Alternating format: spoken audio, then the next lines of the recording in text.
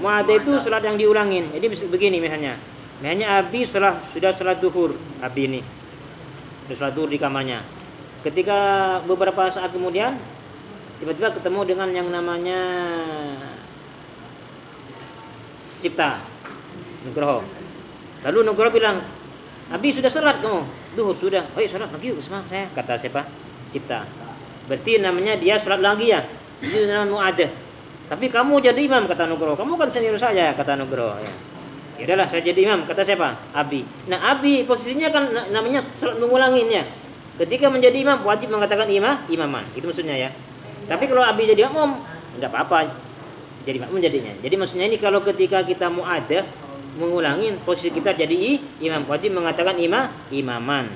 Begitu juga salat wajib mengatakan imaman. Tapi kalau salat yang lain selain Jumat juga salat mu'adah, ketika jadi imam niat jadi imam itu hukumnya sunnah. Andai kata kamu enggak jadi niat enggak jadi imam tetap sah, tapi enggak ada fadilah berjamaah. Ngerti ya, paham tuh? Nah, terus tentang niat ini juga ya, andai kata kamu salat sendiri di sini.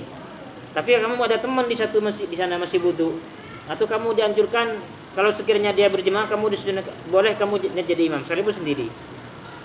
Sholli fardhu dhuhur imaman. Kamu mengharap dia yang wudu nanti berjemaah ke saja gitu ya. Nah, itu boleh masih sah. Dan ternyata dia langsung jadi makmum, itu enggak usah kamu niat lagi jadi imam. Karena sudah niat duluan. Paham tuh? Allah alam bisawab. Oke, ada berapa syaratnya jadi makmum? 7. 1.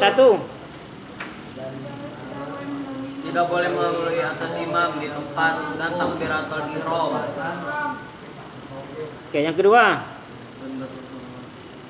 Mengetahui perpindahan imam. Baik, kedua.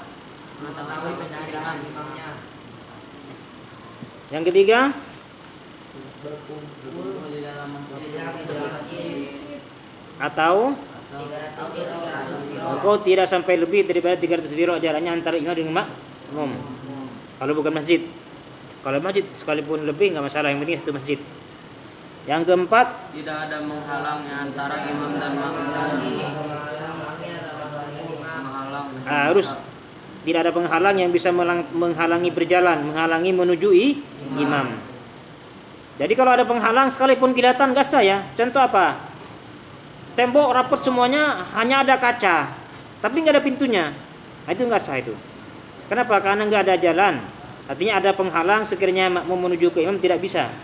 Hanya melihat, itu enggak sah itu ya.